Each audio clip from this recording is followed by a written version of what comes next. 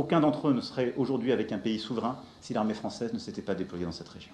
Par le président Macron, qui frise les mépris envers l'Afrique et les Africains. Je crois qu'il se trompe d'époque. En ce qui concerne le Tchad, la décision de mettre fin à l'accord de coopération militaire avec la France est entièrement une décision souveraine du Tchad. Cela ne souffre d'aucune ambiguïté. For decades, Chad was the quiet one, the good student, the one who sat in the front row of the Western classroom, nodded politely, signed every deal, hosted every base, obeyed every command. Then one day, without warning, it burned the entire syllabus. No coup. No threat. No war declaration. Just one decision. But it was nuclear. Chad walked away. And in doing so, it flipped the rules of African politics upside down. This was not a tantrum. It was a message. One crafted in silence. Delivered with fire. The empire's most obedient ally just joined the rebellion. This is not about Chad alone. This is about the fall of an old order, and the birth of something terrifyingly new. If you believe in rewriting history, not begging for a footnote, then like this video. Drop a comment, and subscribe now. Because what comes next will shake more than one capital. This isn't just politics. This is a jailbreak. It looked like a handshake. 2 leaders. 2 smiles. 1 film festival. But don't be fooled. That moment in Ouagadougou was no photo op. It was a warning shot. Chad wasn't visiting Burkina Faso. Chad was crossing a line. That day, the colors of the AES wrapped around Devis' shoulders. The crowd cheered, but Paris watched in silence. Washington blinked. From cinema to strategy, the message was clear: Chad no longer plays defense. It chooses sides now. And it just chose the side that rewrites Africa's fate. Chad's departure from the Western orbit wasn't loud, but it was volcanic. No tanks rolled. No press conference shook the airwaves. But the ground trembled across 3 continents. For decades, Chad played by the rules. It was the good soldier, the reliable partner, the quiet neighbor. Western officials praised its stability. Paris trusted its loyalty. Washington used its bases. But under the surface, Chad was cracking. The Lake Chad Basin, once fertile and rich, was dying. Terror groups gained ground. Development loans arrived with interest, not infrastructure. Highways promised were never paved. Schools were built, but students never came. Western security deals brought soldiers, but left no security. It wasn't neglect. It was abandonment wrapped in protocol.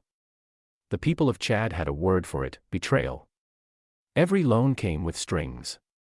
Every aid package came with conditions. IMF programs promised stability, but delivered stagnation. Chad was told to play its role, accept its position, wait its turn. Then came the final insult: silence. When terror groups burned villages. When soldiers died without air cover, when the lake vanished into dust, no Western leader showed up. No summit convened. Just silence. That silence wasn't absence. It was rejection. And Chad finally heard it loud and clear. President Mahamat Idris Deby Itno didn't rage. He calculated. And then he moved. He looked toward Mali, Niger, Burkina Faso. Once dismissed as rogue states. They were still standing, without France, without the IMF. The AES didn't offer bailouts. It offered brotherhood. Chad listened. And for the first time, it felt seen. The youth saw it first. They had grown up watching Western promises fade into dust. They saw IMF convoys arrive in SUVs and leave empty. They knew AES not as a risk, but as a rescue. So when Deby ended Chad's military cooperation with France, it wasn't rebellion. It was realignment. When he asked American troops to go, it wasn't rupture.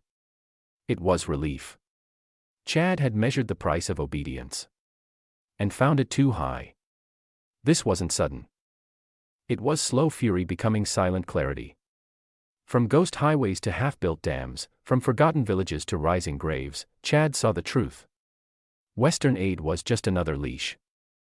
So Chad dropped it. And chose sovereignty. Let's pause. If you've ever looked at your country's poverty and wondered why it persists, if you've questioned the deals your leaders sign, if you've dared to imagine a different map, then say it. Like this video. Share your thoughts below. Subscribe. This isn't just Chad's story. It's a mirror. Because Chad didn't just leave. It led. And others are watching. France didn't expect it. It never imagined Chad would walk. Because Chad was supposed to be the cornerstone. The keystone of France's military machine in Africa. A buffer zone. A gateway. A firewall. But in July 2025, the firewall caught fire. With one decision, Chad transformed the AES from a regional bloc into a continental bridge. It was no longer Sahelian, it was central. From Bamako to N'Djamena. From Niamey to Sudan. From Ouagadougou to the Red Sea. The AES now had a spine. And Paris? It lost its grip. For decades, France had controlled the rhythm of this region. Bases in Chad. Deals with Cameroon. Surveillance networks through the Sahel. But all of that depended on one thing. Control. Chad's defection broke that control. And not just militarily. Politically. Psychologically. Because Chad didn't come from a coup. It wasn't sanctioned. It wasn't isolated.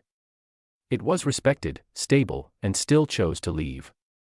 That shook the foundations of France's Africa doctrine.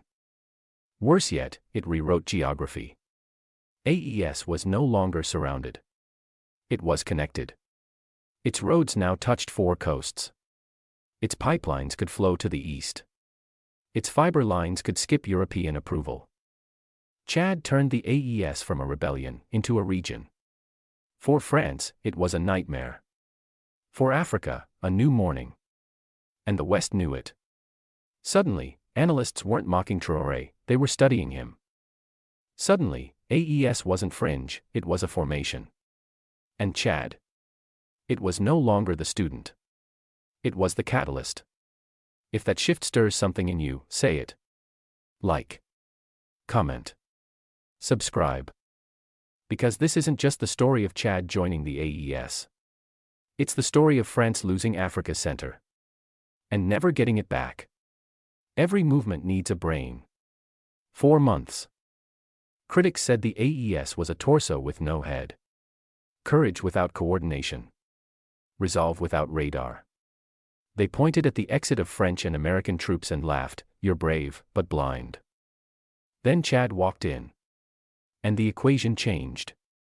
Because Chad didn't come to the AES for protection. It came with experience. Decades of battlefield discipline, earned in the sands of Mali. The jungles of the Central African Republic, and the chaos of Lake Chad. It came with structure. It came with memory. It came with scars. And suddenly, the AES wasn't a patchwork of 3 armies. It was a single force with a center of gravity. That center was N'Djamena. Chad didn't need to build a new military. It brought one. A force that had trained with France, fought alongside African coalitions. And led operations in some of the region's most hostile zones. The same army that once stood beside Paris, now stood with Traore. And that shift wasn't just symbolic, it was strategic. For the first time, the AES had a unified command system, joint drills, a chain of coordination that stretched beyond speeches. Units from Burkina Faso could relay with forces in Niger.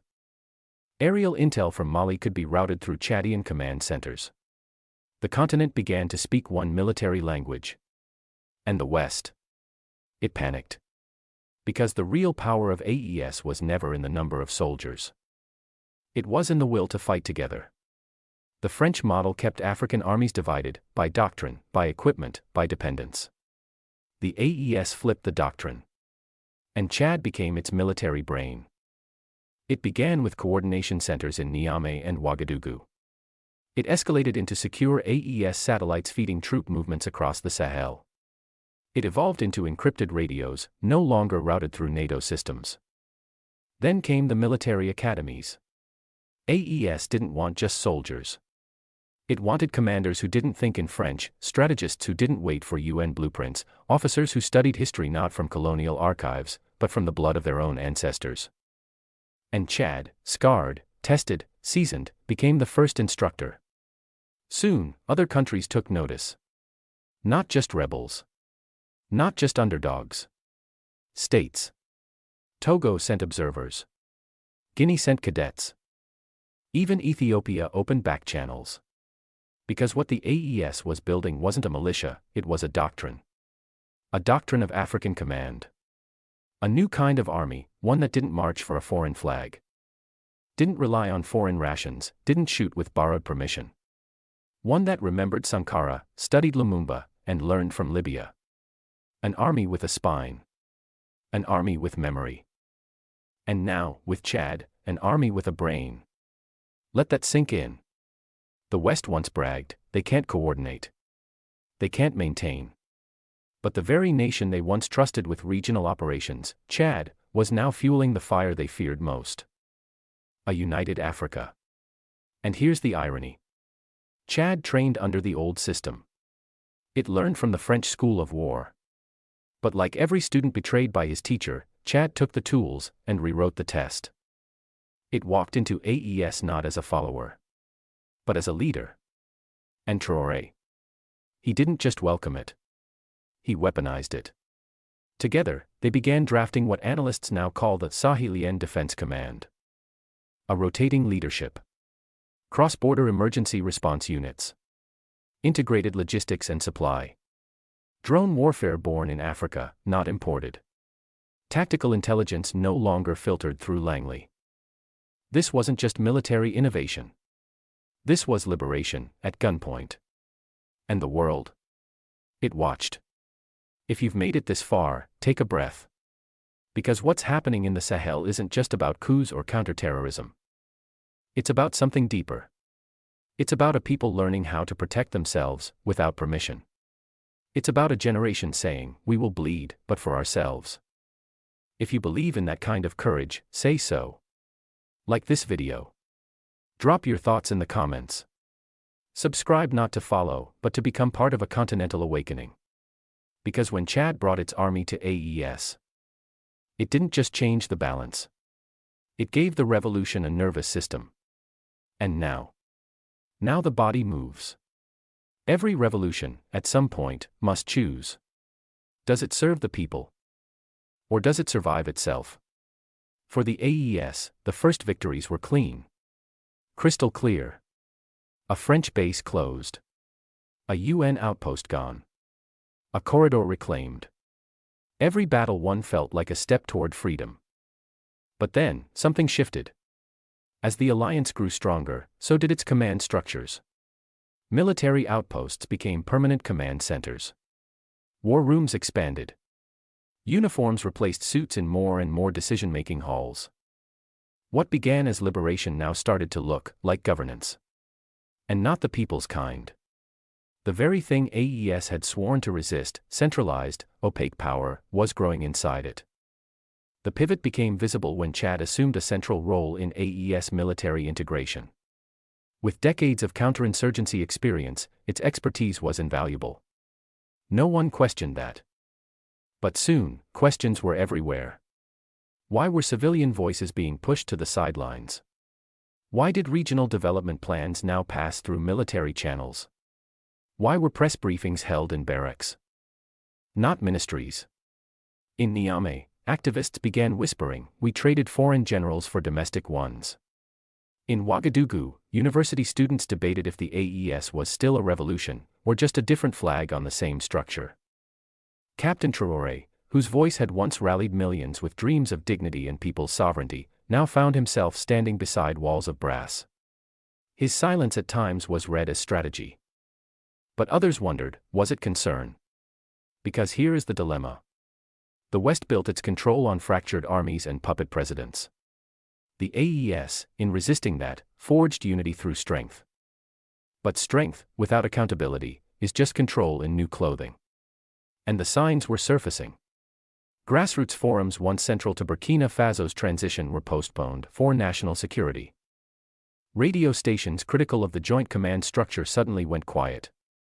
Civilian oversight boards, promised at the founding of AES, remained on paper. No coup. No declarations. Just a quiet reordering.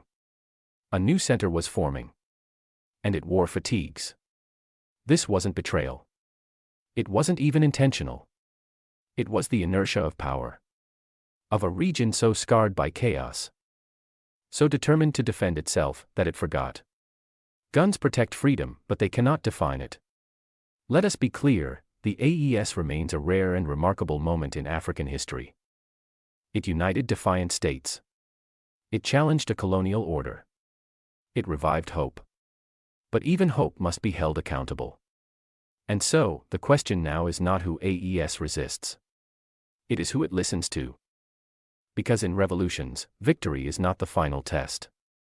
Power is. If you're hearing this and feel the same unease, if you worry that people's voices are fading beneath military cadence, speak up. Like this video. Comment with what you believe sovereignty truly means. Subscribe to stay awake, not just informed. Because the moment a revolution stops questioning itself is the moment it becomes what it replaced. This alliance was never built on weapons. It was born in the hunger for dignity. In the voices of farmers silenced by debt. In the feet of children walking miles to empty classrooms. In the fists of youth who refused to be ruled by ghosts. The AES rose not to become another machine of power, but to make power human again. To put decision-making back into the hands of those who live with its consequences. That is the promise. And that is the danger.